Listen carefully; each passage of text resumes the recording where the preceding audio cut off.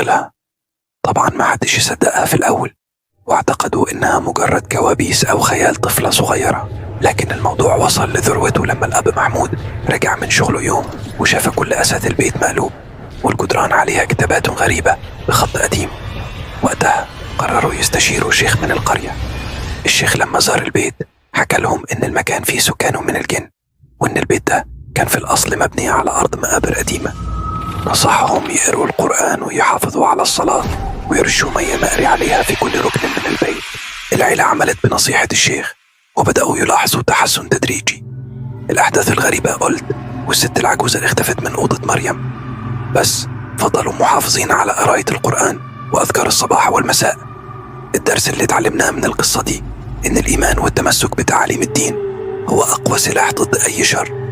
العيلة دي قدرت تتغلب على مشكلتها لما لجأت لربنا وطلبت المساعدة من أهل العلم. يا جماعة، القصة دي حقيقية ومتداولة في المنيا لحد النهاردة، وفي ناس كتير شهدت على صحتها. طبعا في قصص كتير مشابهة، بس المهم نفهم إن الخوف من المجهول طبيعي، لكن الإيمان بيساعدنا نتغلب عليه.